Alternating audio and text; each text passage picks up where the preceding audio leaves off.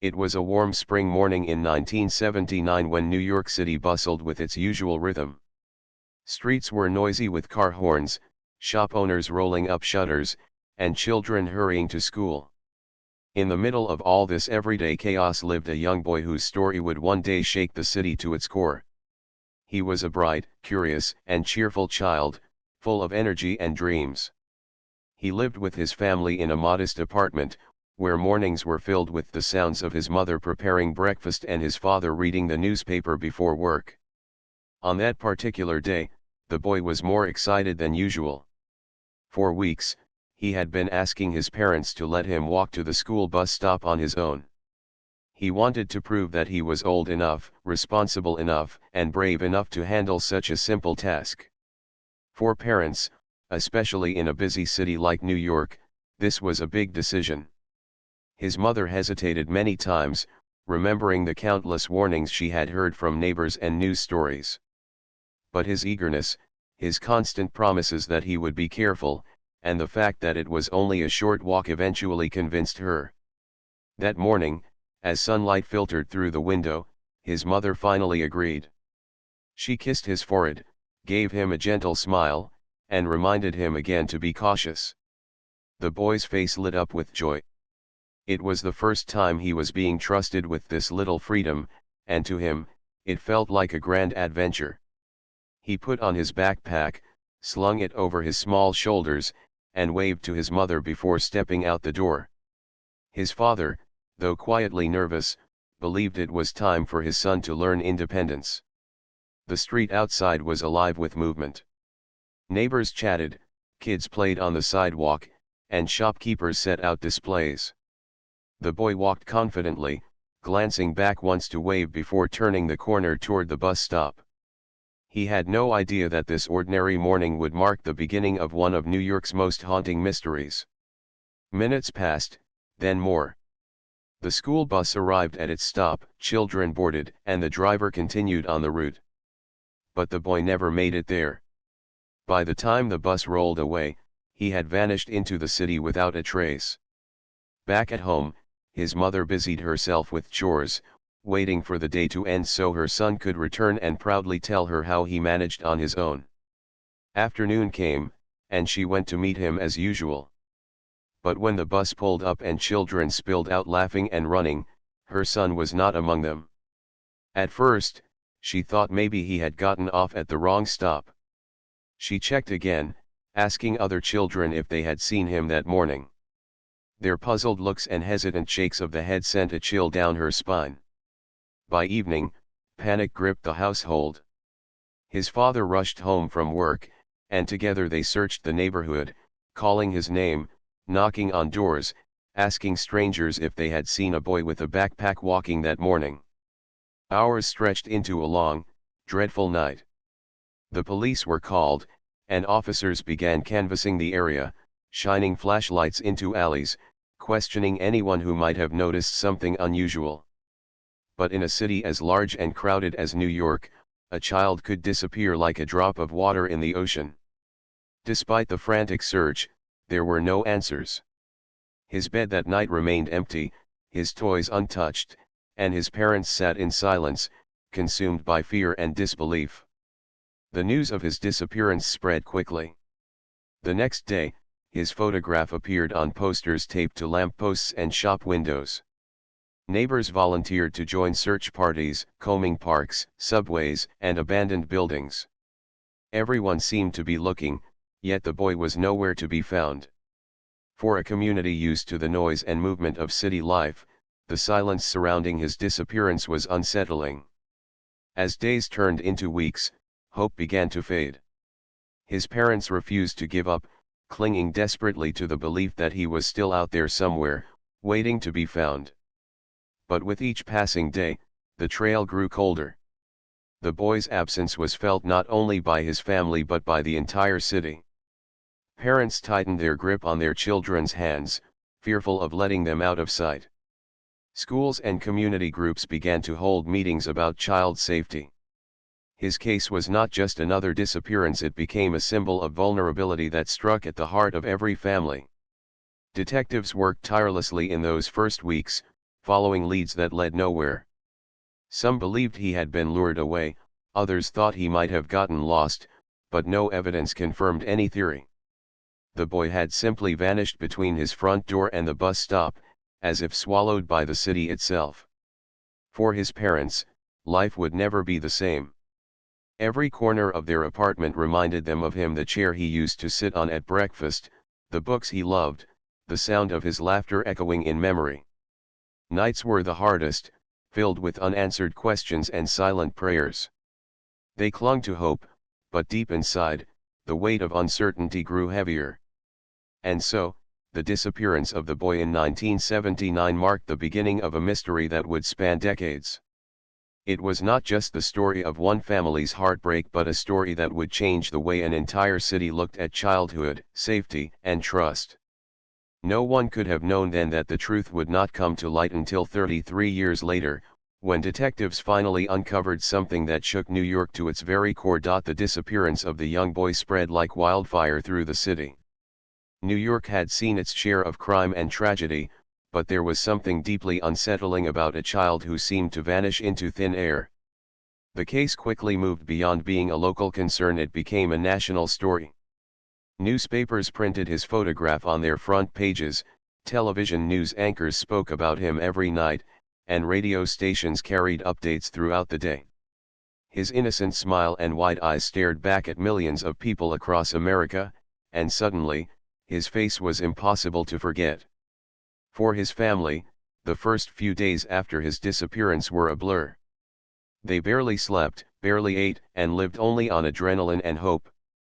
They joined the search parties, walking through parks, abandoned lots, subway stations, and anywhere else the police thought he might be. His parents held onto each other tightly, refusing to break down even though their hearts were shattering with every passing hour.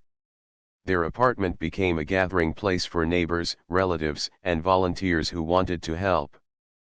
Posters with his picture and the words "missing" in bold letters were taped to light poles, shop windows, and subway entrances. Strangers who had never met him felt compelled to do something, anything to help. Some offered to print more flyers, some donated food to keep volunteers going, and others organized candlelight vigils to show support. The city, often known for being fast-paced and impersonal, revealed its softer side as people came together for one family's tragedy. But while the community rallied, the fear also grew.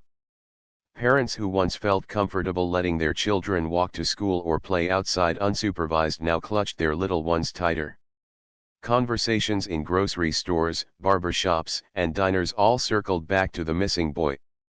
Everyone wanted answers, and everyone felt uneasy because if such a thing could happen to him, it could happen to anyone. The police worked day and night. Detectives combed through tips, but many of them led nowhere.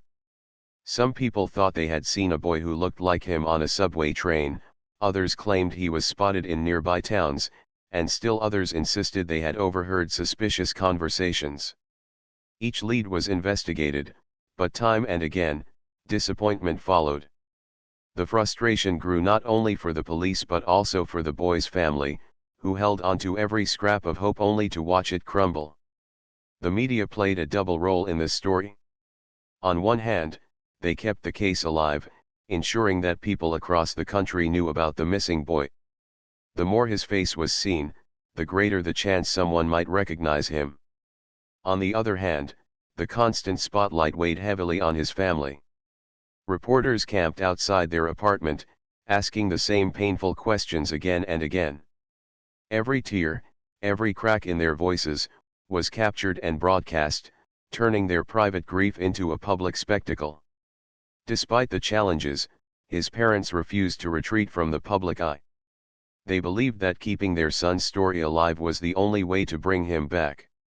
They appeared on talk shows, spoke at community gatherings, and worked with organizations that were beginning to form around the issue of missing children.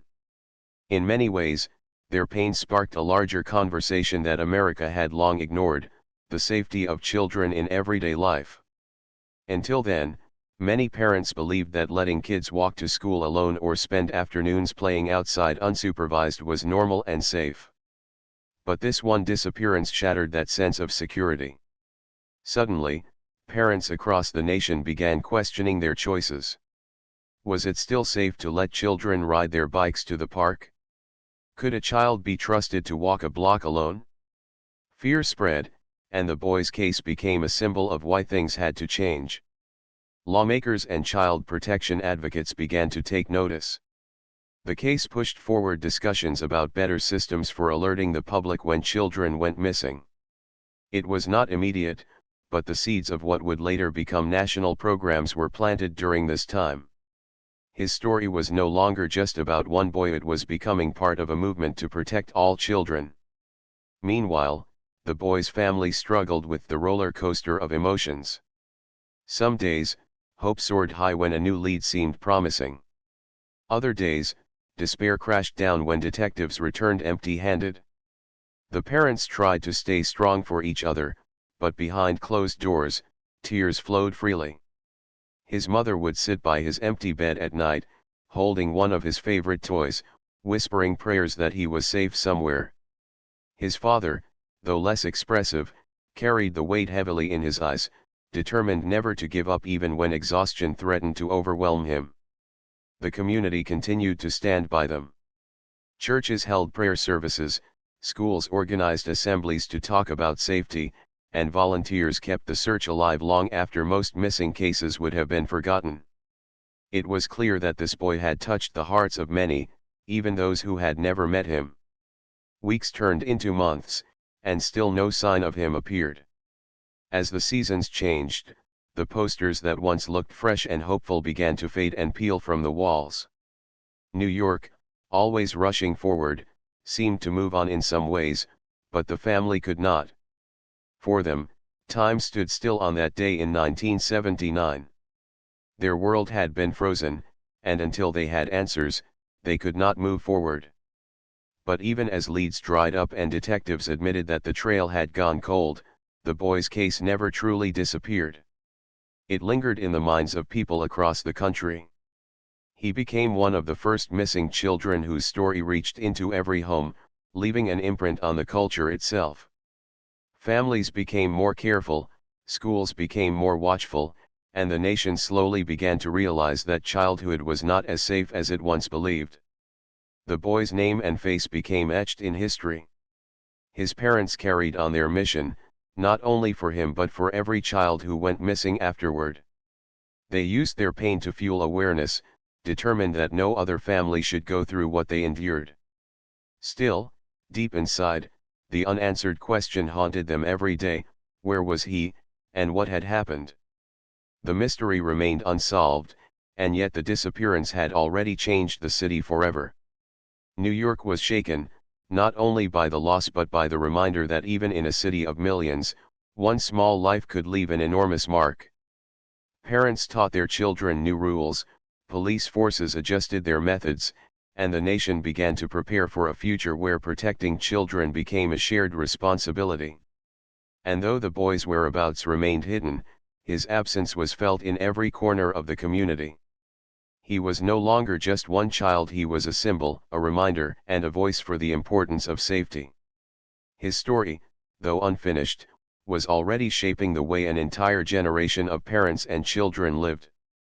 What no one knew then was that this mystery would not remain unsolved forever. Decades later, when the truth finally came out, it would not only break hearts but also shake the very foundation of trust in the city.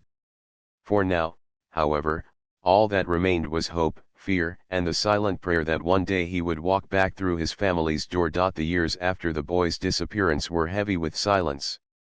At first, the search was loud, filled with news reports, flashing cameras, and crowds of volunteers determined to find answers. But as time passed and no clear evidence appeared, the voices grew quieter. Posters that once carried his face faded until they were barely readable. His case file, once thick with fresh reports, began to gather dust in police stations. Slowly, the mystery became just another cold case, locked away in drawers while detectives turned to newer crimes that demanded their attention. For his parents, however, time did not move in the same way. They woke up each morning with the same question that had haunted them since 1979, where was their son? Every year on his birthday, they placed a cake on the table, candles flickering, and waited in painful silence. They celebrated in hope, but the empty chair always reminded them of what they had lost. His mother kept his room as it was, never moving his belongings, as if he might walk back through the door at any moment. His father carried on with daily responsibilities, but the sorrow weighed on him like a shadow he could never escape. The city around them changed rapidly. The 1980s brought waves of new energy to New York: bright lights, music, culture, and yet also crime and hardship. But no matter how the city evolved, the boy's story never truly left people's minds. For many, his case symbolized the dangers hidden in plain sight. Parents became cautious, children were given stricter rules, and neighborhoods slowly began to create safety measures that had never existed before. Even though the case grew cold, its impact remained alive. Detectives who had first worked on the investigation carried the weight of their failure. Some retired still thinking about that little boy whose smile had filled the front pages of newspapers. They remembered the endless nights chasing down leads that went nowhere and the frustration of having nothing concrete to show. Some admitted quietly to friends or family that this case was one of the ones that hurt the most because a child had simply vanished, and no one could explain how. As the years stretched into decades, the family tried to live some version of life, but it was never normal. Holidays felt incomplete, and laughter always carried an undertone of sadness.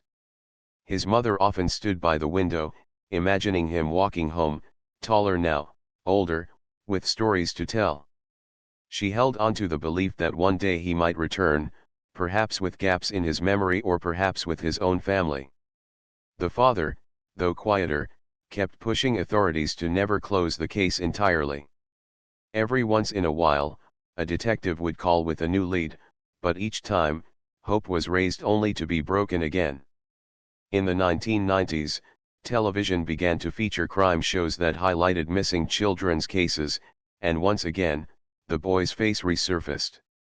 Some programs revisited his disappearance, interviewing his parents, showing age-progressed photos of what he might look like as a teenager or young adult. For a brief moment, the public remembered him again. Letters of support poured in from strangers who said they still prayed for him. But once the programs ended, the silence returned, leaving his parents in the same endless cycle of waiting. The tragedy also sparked broader changes across the nation. By now, new systems had been introduced to alert the public when a child went missing. Hotlines, posters, and national databases became stronger tools because of cases like his. Many parents who had once lived freely now thought twice before letting their children out of sight. His story, though unsolved, had already reshaped society. Yet the cruelest part of the passing years was the uncertainty. Families who lose someone often find peace through closure, but his parents had none. They lived between hope and despair, not knowing if he was alive or gone. The pain of not knowing cut deeper than anything else. His mother would often describe it as carrying an open wound that never healed. Even as she aged, she still looked at the faces of young men in their 20s and 30s, wondering if one of them might be her son. Detectives who inherited the case in later years often felt the pressure of history. They knew they were working on one of the most famous missing child cases in the city's history, but they also knew how thin the evidence was. Files were thick with interviews, tips, and theories, but none of them solved the mystery. Some officers hoped that new technology like DNA testing or improved forensics might one day provide answers, but in the meantime, the case remained frustratingly cold.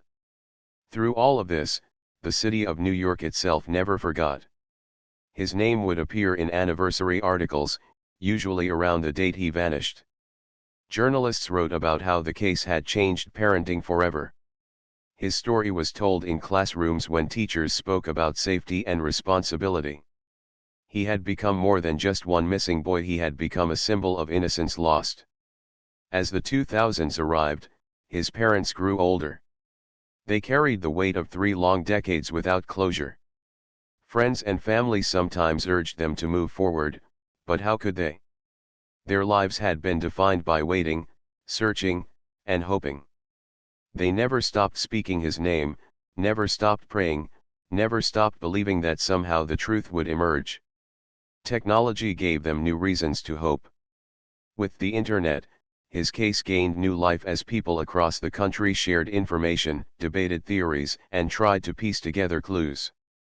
Online communities dedicated pages to his story, ensuring that even younger generations knew who he was. His photograph, though now considered old, still traveled widely. Strangers who had not even been born in 1979 knew his name and his story. For the detectives, the case file was like a ghost that never left the room. It sat in storage but was never fully closed. Every once in a while, someone would pick it up, reread the notes, and wonder if there was something they had missed. Some believed the answer was still out there, buried under years of silence. Others thought the truth might never be known. But all agreed on one thing: this was not just another case, it was a wound on the city itself. Decades of silence stretched on, but the boy's presence never truly disappeared. His photograph remained in the minds of millions, his family's heartbreak became a story people passed down, and his disappearance shaped the very way America thought about children and safety. 33 years is a long time, long enough for generations to grow up and new worlds to form, but the mystery endured. No one in 1979 could have predicted how long this story would remain unsolved. No one could have imagined that answers would not come until decades later. The boy's family grew older with each passing year, carrying the same wound, while detectives kept the file waiting in the shadows. The city moved on, yet the silence remained like an echo of something unfinished. And then, more than 30 years later, something happened that pulled the case out of the shadows. A new voice would come forward, a confession would shake the silence, and detectives would finally begin to uncover the truth that had been hidden all along. The decades of silence were about to end, and New York would once again be shaken by the story of the boy who vanished in 1979. For 33 years, the boy's disappearance remained one of New York's deepest mysteries. His family had aged, detectives had retired, and the case had grown cold many times over. Yet, the file was never fully forgotten. It sat waiting, thick with old interviews and faded photographs, as if holding its breath for the day when someone would finally open it again. That day came unexpectedly, in 2012, when the silence was broken by a shocking confession. It began with a man whose troubled past had caught the attention of investigators. His name had been whispered before in connection with the case, but no solid evidence had ever tied him directly to the boy's disappearance. He had lived a difficult life, filled with mistakes and regret, and for years, he carried secrets that weighed heavily on him. Eventually, his conscience became too heavy to ignore, and he walked into a police station to unburden himself. What he said inside that room stunned detectives who had lived with the cold case for decades. The man admitted that he had been involved in the boy's disappearance back in 1979. His words came slowly, broken by emotion and hesitation, but the details he gave matched certain pieces of information that only someone close to the case would know. Detectives listened in silence, scribbling notes, their hearts pounding with the possibility that after 33 years, the truth was finally within reach. News of the confession spread quickly. Reporters crowded outside police stations once again, just as they had decades earlier. The city that had almost buried the memory of the case now found itself pulled back into the story. The boy's name was on headlines across newspapers, his face appeared on television screens again, and people who had grown up hearing about the mystery were suddenly reminded of the questions that had haunted them since childhood. For the detectives, this was not just another lead, it was the moment they had been waiting for. They reopened the case file, pulling out every document, every photograph, every note written by officers long since retired. They studied the confession carefully, comparing it to the evidence they had collected over 3 decades earlier. There were gaps, but the confession carried enough detail to feel real. Still, detectives knew they could not rely on words alone. They needed proof. Investigators began retracing the man's life, revisiting the neighborhoods where he had once lived, speaking to people who had known him, and examining locations he mentioned. One place in particular drew their attention, a basement in a building where the man claimed the boy had once been taken. Detectives secured the site, and crews arrived to dig, search, and scan for anything that might connect the location to the boy's disappearance. Cameras flashed, reporters waited, and the city held its breath as investigators worked carefully, hoping to uncover long-buried evidence. The process was painstaking. Dust and rubble were cleared, dogs trained to detect human remains were brought in, and every inch of the basement was examined. At times, it felt like hope was slipping away again, as no clear evidence surfaced. But the confession had rekindled a fire in the investigation, and detectives refused to let the trail go cold again. They pressed forward, questioning the man repeatedly, pushing him for more details, and piecing together his life story to understand his involvement. The family, now much older, watched the developments with mixed emotions. For decades, they had lived without answers. Now, after 33 years, the truth seemed close, but it was painful to relieve the nightmare. His mother, her face lined with age and sorrow, appeared before cameras once again, just as she had in 1979. She spoke softly, her voice filled with both hope and fear. She said she wanted closure but dreaded what the truth might reveal. His father, gray-haired and weary, stood beside her, holding her hand as he had done all those years ago.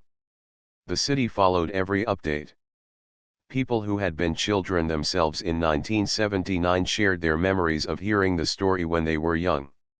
Some remembered their parents warning them to stay close because of the boy who went missing. Now, as adults, they were watching the case unfold again, realizing just how deeply it had shaped their childhoods.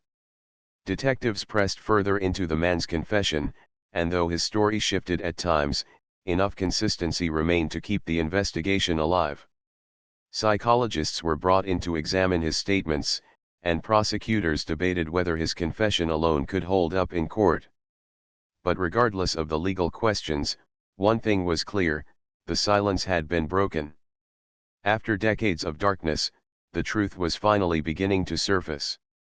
The police commissioner at the time made a statement to the press, reminding the public that the case was still active and that investigators were doing everything possible to confirm the confession. He urged patience, but the weight of the moment was clear in his voice. New York was on edge, waiting for the final pieces of the puzzle to fall into place. For the family, the nights grew long once more. They had spent years trying to live in some kind of peace, but the reopening of the case brought back every memory of the day their son vanished. They remembered his laughter, his dreams, and the little boy who had walked out the door with so much excitement.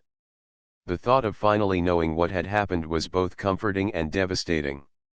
Closure meant answers, but it also meant accepting the painful truth they had dreaded for decades. Detectives continued to dig into the man's past, and slowly, a fuller picture emerged. He described moments from that day in 1979 that no one else could have known, small details that convinced investigators he had indeed crossed paths with the boy. His words painted a picture that was hard to hear, but they offered a window into the mystery that had haunted the city for so long. As the case unfolded, the nation once again turned its eyes to New York. News outlets across America covered the story, reminding people of how it had once changed the way parents thought about safety. The boy's photograph, aged and grainy, appeared alongside newscasters' voices telling the story to a new generation. His case became a conversation again, not only about one boy's tragedy but about how society had learned, changed, and grown because of it. And while the investigation continued, one thing became clear: the disappearance was no longer just a cold case. It was alive again, breathing through the confession of a man who could no longer carry the burden of silence. The truth, though incomplete, was closer than it had ever been. Detectives felt the weight of history on their shoulders, knowing they were the ones who might finally close the chapter that had been left open for 33 years. For the people of New York, the moment was unforgettable. The city that had been shaken once in 1979 was shaken again, but this time by the possibility of answers. The case had returned to life, stirring old fears, old memories, and old wounds. But it also offered something new, the chance to finally bring justice to a boy whose disappearance had haunted generations. The breakthrough was more than just an investigation, it was a reminder that even after decades, truth has a way of surfacing. Secrets cannot remain hidden forever. And as detectives pushed forward, the city waited in silence, bracing itself for the final revelation of what had happened on that spring morning in 1979. The truth that finally emerged after 33 years shook New York to its very core.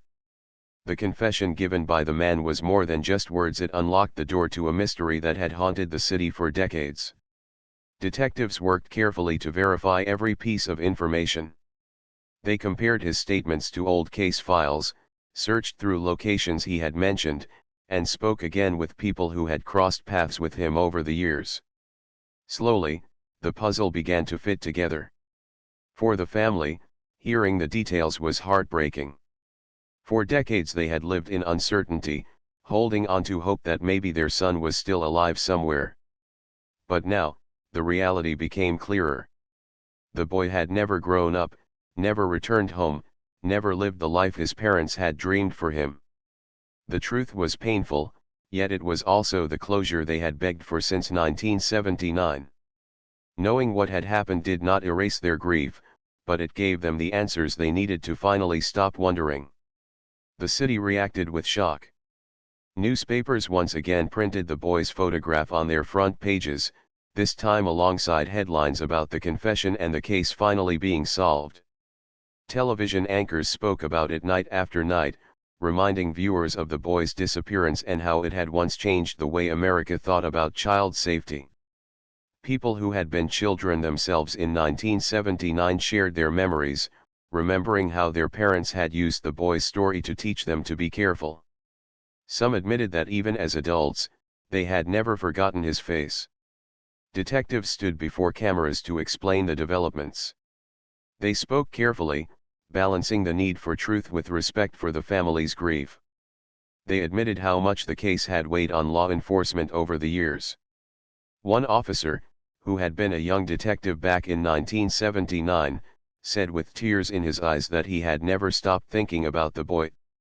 For him, seeing the case finally reach a conclusion after decades felt like carrying a heavy stone for half a lifetime, only to finally set it down. The confession also forced the public to confront how much had changed since 1979. At that time, missing children cases did not receive the same kind of nationwide attention they do today.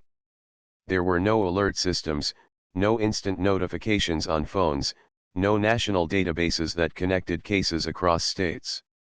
The boy's disappearance had been one of the stories that sparked those changes. By the time the truth came out in 2012, America had Amber Alerts, missing children posters on milk cartons, and advanced technology to help track cases. His story had helped create that progress. The family became symbols of strength. For decades, they had spoken publicly about their son, pushing for awareness, supporting other families of missing children, and never letting his memory fade. Now, as elderly parents, they stood before reporters once again, their voices heavy with sorrow but also gratitude for the closure. His mother admitted that the truth was harder to hear than silence, but she was thankful that after all those years, she finally knew what had happened. His father spoke of his son's spirit, saying that though his life had been cut short, his story had changed the world in ways no one could have imagined. For the community, the revelation was like reopening an old wound.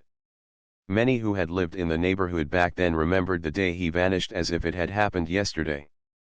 They recalled the posters, the search parties, and the fear that spread through every family. To now hear the truth brought back those memories, raw and painful, but it also gave them a sense of relief that the boy had not been forgotten. The man who confessed was brought to court, and the city followed every detail of the trial. The courtroom was filled with reporters, family members, and ordinary people who had grown up with the boy's story. Prosecutors presented the confession and evidence, while the defense struggled to explain away the guilt. Every testimony was emotional, especially when detectives described how long the case had haunted them.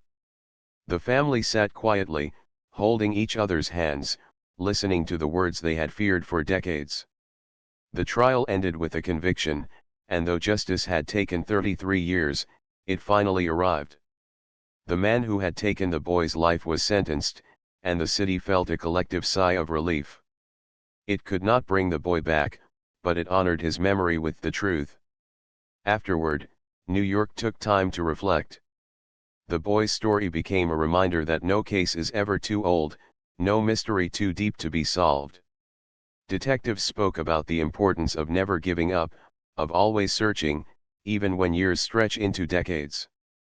Families of other missing children found hope in this case, believing that if answers could come after 33 years, then perhaps their own questions could one day be answered too. The boy's parents created a foundation in his memory, dedicated to helping families of missing children. They wanted his story to continue making a difference, not only as a painful reminder but as a source of strength. They believed their son's life had meaning, even though it was short, because his disappearance had changed laws, improved safety, and saved countless other children. The city honored him too. Vigils were held, candles lit, and his name spoken aloud by people who never met him but felt they knew him. For many, he represented the innocence of childhood, the fragility of safety, and the need for communities to protect their most vulnerable. He became not just a boy who vanished, but a boy who left behind a legacy. Even after the case was closed, people continued to tell his story.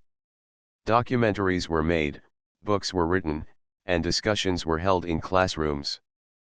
Parents used his story to explain to their children why they must always be cautious. His photograph remained in archives, his smile forever frozen in time, but his impact kept growing. For his family, closure did not mean the end of grief. They still missed him every day. They still dreamed of the life he might have lived, the milestones he never reached, the family he never had, the future that was stolen from him. But they also carried pride in knowing that their son had changed the world. His disappearance had shaken New York, but his memory had helped build a safer America. The boy who walked to the bus stop in 1979 and never came home became a symbol that endured for more than 3 decades. His story ended in tragedy, but it also carried a message of resilience, hope, and the power of never giving up on justice. In the end, New York was shaken, but it was also reminded that truth may sleep for years, even decades, but it will always rise again.